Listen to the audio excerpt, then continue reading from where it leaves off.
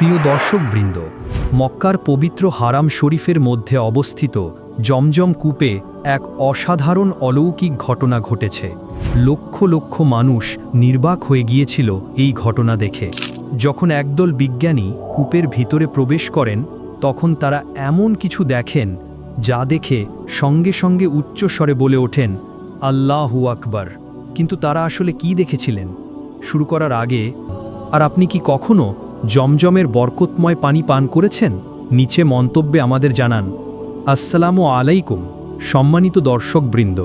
জমজম কূপের ভিতরে বিজ্ঞানীরা ইতিহাসের অন্যতম অদ্ভুত একটি আবিষ্কার করেছিলেন। মাটির ৩০ মিটার গভীরে তারা এক চমকপ্রদ বিস্ময় আবিষ্কার করেন। জমজম কূপটি মসজিদুল হারামের মধ্যে অবস্থিত, কাবা শরীফ থেকে মাত্র ২০ মিটার দূরে।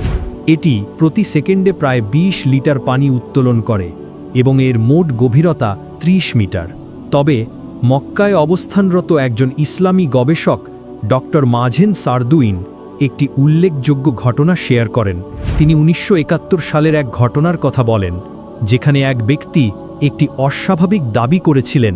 তিনি বলেন, জমজমের পানি পানযোগ্য নয়, কারণ কাবা যেহেতু সমুদ্রপৃষ্ঠের নিচে অবস্থিত, তাই তার ধারণা ছিল নোংরা পানি বা পয় নিষ্কাশন কূপ থেকে এই পানিতে মিশে যেতে পারে।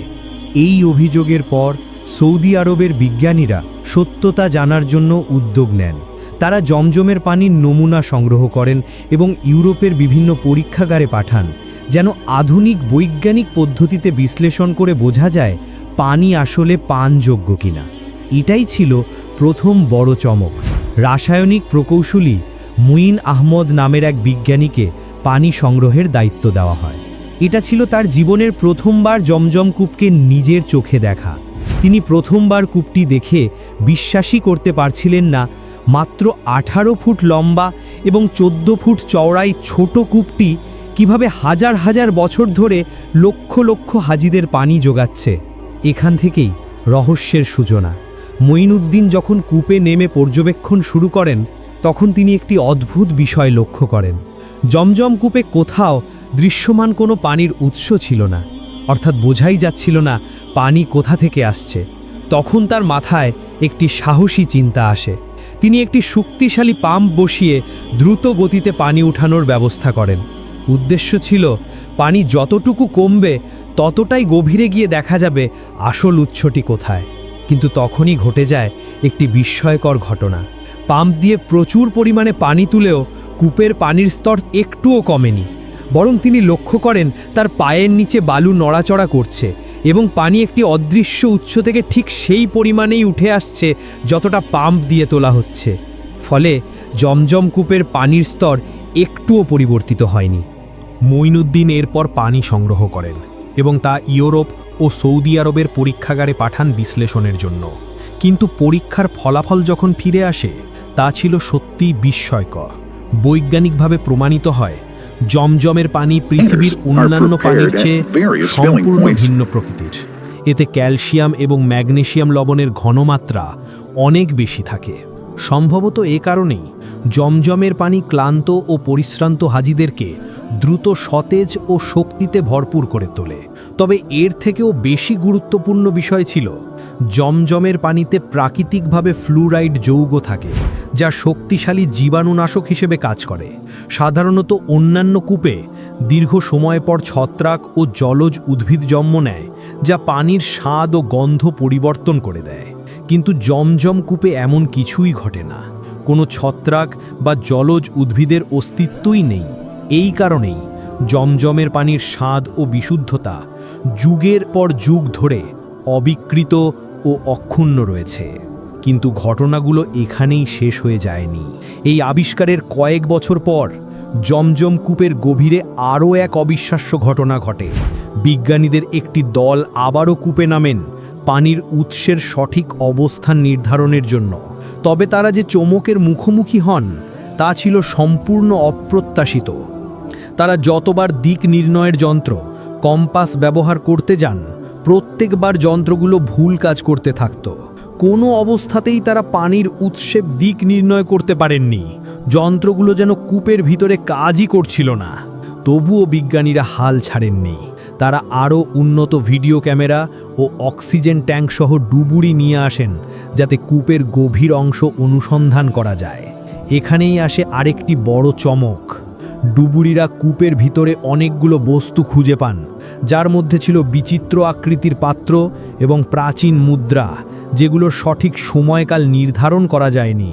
এছাড়াও তারা কিছু সুন্দর মার্বেলের টুকরো আবিষ্কার করেন, যেখানে নাম লেখা ছিল, যা কেউ এক সময় কূপের মধ্যে ফেলে দিয়েছিল। এই অভিযানের এক তত্ত্বাবধায়ক জানান, আমরা যখন কূপের ভেতরে প্রায় 50 সেন্টিমিটার নামলাম, তখন মনে হচ্ছিল আমরা যেন পেছনের 50 বছর সময় ফিরে গেছি। জমজম কূপের ভিতরটা একেবারে সময় থেমে যাওয়ার মতো অনুভূত হচ্ছিল। কিন্তু বিস্ময়ের পালা এখানেই শেষ হয়নি। গভীর অনুসন্ধানের শেষে বিজ্ঞানীরা দেখতে পান জমজম কূপে পানি প্রবেশ করছে একটি রহস্যময় উৎস থেকে, যেটি কাবা শরীফের দিক থেকে আসছে।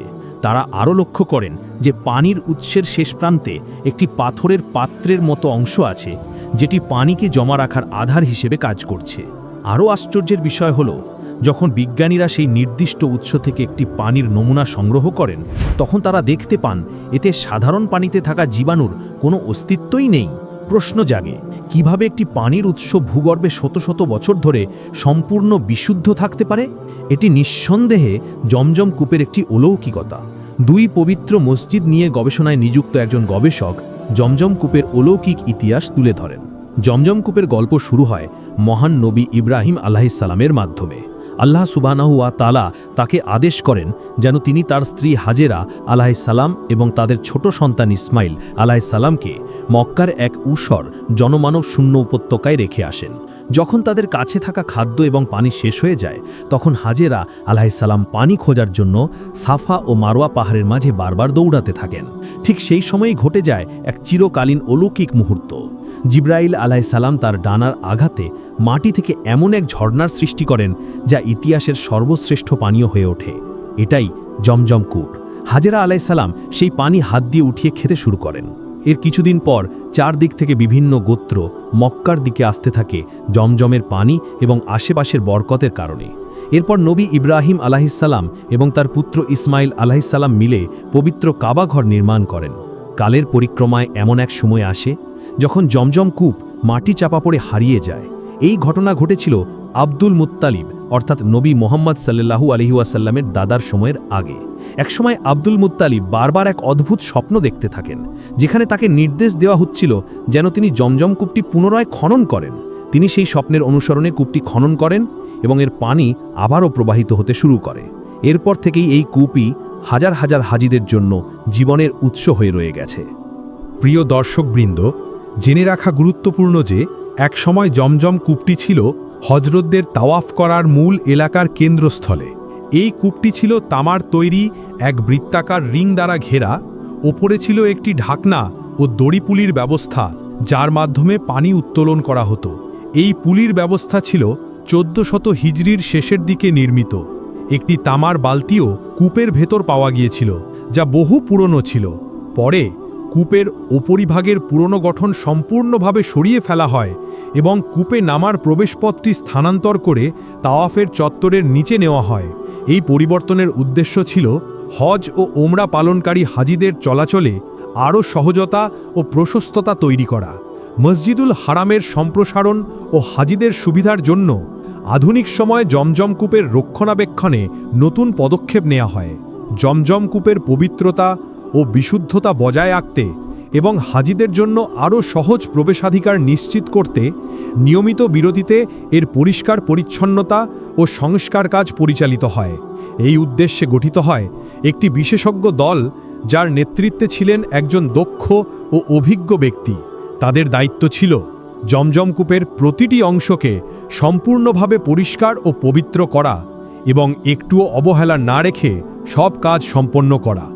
তারা কূপের ভিতর থেকে সব অনাকাঙ্ক্ষিত বস্তু সরিয়ে ফেলেন, পানির প্রবাহকে সুস্থ ও সঠিক রাখার জন্য অত্যন্ত সতর্কতার সাথে পরিষ্কারের কাজ চালান। আপনি যদি এখনও আমাদের সঙ্গেই থাকেন, তাহলে আমরা আপনার প্রতি কৃতজ্ঞ।